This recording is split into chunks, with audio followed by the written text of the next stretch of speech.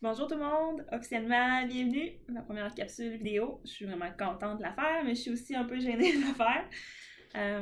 Finalement, après quand même plusieurs semaines, voire plusieurs mois, je me suis décidée puis j'ai pris mon courage à deux mains pour commencer à démontrer certaines techniques que je monte en thérapie avec des clients qui vivent de l'anxiété, notamment tout ce qui est la respiration diaphragmatique, puis comment on fait ça pour aider à calmer le corps finalement, puis pour switcher en mode parasympathique. Donc voilà, on commence ça. Comment on fait pour respirer de la respiration diaphragmatique? Comme ça se dit, hein, la respiration diaphragmatique, c'est que ça l'engage le diaphragme. C'est quoi le diaphragme? C'est le muscle en fait qu'on a ici qui sépare nos poumons de nos intestins. Donc, ce qu'on va vouloir faire, hein, c'est vraiment prendre une respiration par le ventre. Je vous réfère au pourquoi du comment à mon texte sur les aspects physiologiques de l'anxiété pour comprendre ça. Donc, concrètement, voilà. Comment on fait ça? Première affaire que je dis toujours à mes patients quand on parle de cette technique-là, c'est qu'on va se rendre compte de où est-ce qu'on respire. Quand on est stressé, hein, on a les pensées qui vont dans tous les sens, puis souvent on est partout sauf qu'est-ce qui se passe dans le corps, dans le ici maintenant. Fait que ça peut sembler niaiseux de dire je vais m'arrêter à prendre conscience d'où je respire, mais c'est une étape qui est vraiment importante. Pour faire ça, ce qu'on fait, on met une main sur la poitrine, une main sur notre ventre, puis vraiment ce qui devrait se passer quand on est stressé, c'est que c'est vraiment la cage thoracique qui va monter puis qui va baisser. Ce qu'on va vouloir faire, une fois qu'on a catché ça, que waouh, hein, on est vraiment super stressé, la respiration est toute ici, on va vouloir la descendre puis on va faire en sorte que notre main en haut ne bouge pas, puis celle en bas, ce soit elle qui bouge finalement, là, qui avance, qui recule. Pour faire ça, erreur que beaucoup de personnes font, c'est qu'ils se disent, ben crème, je vais prendre une grande respiration, fait que je vais remplir les poumons. Erreur parce que quand on est stressé, on hyperventile. Donc, on est déjà en train d'accumuler un surplus d'oxygène. Puis, ce que ça peut faire à ce moment-là, c'est qu'on a nos poumons qui sont déjà pleins ou pas mal pleins, puis on essaie de remplir encore plus. C'est souvent quand on fait ça, en fait, que les gens, hein, ils se mettent à capoter, de dire, mon Dieu, je suis plus capable de respirer ou j'ai des douleurs au niveau de la poitrine.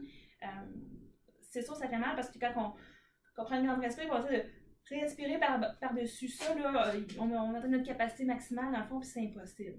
Fait que la deuxième étape qu'on va faire pour la respiration diaphragmatique, ça va être d'expirer un bon coup. Fait qu'on va vraiment se dégonfler le plus possible, sans trop forcer la respiration, mais sortir l'air. Puis après, ce qu'on va faire, c'est qu'on va vouloir contrôler le rythme des inspirations. Fait que là, idéalement, on va on va se forcer réellement là, à prendre notre temps et à inspirer pendant 3 secondes complètes en gonflant le ventre. Puis en celle-là, il ne faut pas qu'elle bouge du tout. Vraiment, là, descendre le plus possible, puis vraiment gonfler notre ventre comme un ballon. Puis expirer aussi pendant 3 secondes en poussant sur notre ventre. Ce qu'on veut, c'est grosse bédaine, petite bédaine, grosse bédaine, petite bédaine. Puis ça peut sembler niaiseux, mais je vous dis, quand on est stressé, ça va être vraiment difficile de le faire.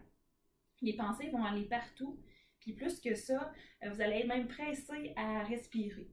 Pour ceux que ça arrive, là, qui sont vraiment comme OK, 3 secondes, là, j'arrive pas à trop faire 3 secondes parce que je me vide au complet. Ce qu'on peut faire, on pince les lèvres, on fait comme si on soufflait dans une paille. C'est vraiment physique. Le trou est plus petit, ça prend plus de temps pour que l'air sorte. Ça va aider à t'offrir le 3 secondes, ou aussi à se libérer du fait de timer ou de compter les secondes là, quand on fait la respiration. Fait que grosso modo, c'est pas plus compliqué que ça. Il suffit vraiment, on vise toute notre énergie à ce que notre poitrine ne bouge pas, notre cage thoracique ne monte pas, puis que ce soit vraiment une respiration par le ventre, tout en faisant attention à ce que le rythme soit lent. Puis ce qu'on peut faire pour faire du surplus, puis pour vraiment aller s'entraîner à la détente, on peut ajouter à ça de la visualisation, ou on se va dire en fait carrément de la pleine conscience, là. C'est-à-dire pour m'aider à occuper mes pensées qui vont puis qui viennent. Est-ce que je peux, moi, pendant que je respire, être pleinement consciente de ce qui se passe dans mon corps quand que je respire? Est-ce que je peux prendre conscience, en fait, est-ce que je sens l'air qui rentre dans mon nez, qui passe dans ma bouche, qui passe dans ma gorge, on peut le sentir assez loin, puis qui va dans mes poumons? Est-ce que je peux l'imaginer prendre expansion dans mes poumons, puis sentir mon muscle qui se tend, qui déploie mes poumons, en fait? Puis à l'inverse, quand que je pousse avec le ventre, est-ce que je peux sentir mon muscle qui va contracter mes poumons, puis imaginer l'air qui monte, puis la ressentir sortir? Puis vraiment, là, de focusser puis de visualiser chacune de ces petites étapes-là, ça va vraiment aider là, à se ramener dans le ici et maintenant, d'une part. D'une deuxième part, à calmer tout ce qui est le corps, finalement, là, qui est en état d'alerte. Donc, voilà, pas plus compliqué.